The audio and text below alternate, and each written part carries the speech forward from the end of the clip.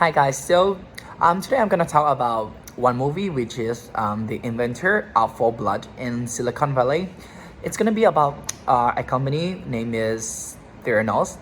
The Theranos is a consumer healthcare technology startup was one valued at about 10 billion US dollar, and its leadership said that it will change the blood tasting industry. However, the technological breakthrough that CEO Elizabeth Holmes and former company president Ramesh Bhavani touted was never demonstrated, and the assertion of Holmes and Bhavani amounted to outright deceit. They were ultimately charged by the SEC for massive fraud.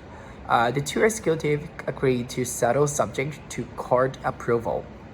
On June 15, 2018, Holmes and Bhavani were charged with wire fraud according to the release by the U.S. Attorney Office, North District of California. Holmes stepped down as the CEO of the company on that day also. Okay, so next we're gonna understand more about Theranos. So Theranos was a privately held healthcare technology company founded by 19 years old Elizabeth Holmes in 2003, using a nanotanner, a small device designed to draw, retain, and analyze a droplet of blood of a patient's fingertips, and its proprietary Edison tasting technology. Theranos claimed the device could run a multitude of tests on the patient's physiology within minutes and at a fraction of the cost of current technology. After more than about 10 years of fundraising and reaching a peak valuation of roughly 10 billion US dollar, the tide started to turn in 2015 thanks to the skepticism from the press. A New Yorker profile turned Holmes' explanation of Theranos technology comically vague, citing as one example Holmes' statement that a chemistry is performed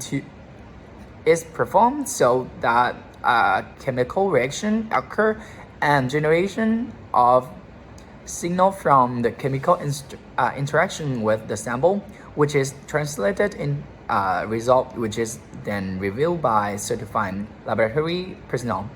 Importantly, on January 3rd, 2022, Theranos founder Elizabeth Holmes was found guilty of 4 out of 11 fraud charges. Okay, so what does Theranos do wrong? So Theranos claimed to have developed blood tests that require only small amount of blood and device that could quickly perform the test.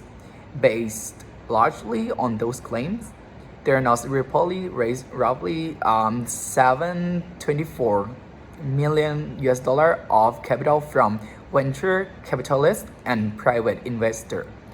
The key point of this story is Theranos promised to make blood tests easier, faster, and cheaper. Patients would benefit not just from a less painful procedure, but also from cheaper tests, which can currently prove expensive under the American health system. Was Theranos ethical?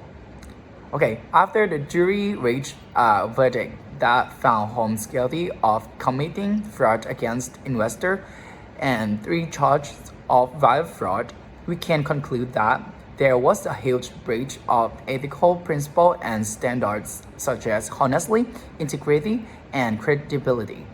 Elizabeth Holmes' downfall was due to her lack of ethical business practices.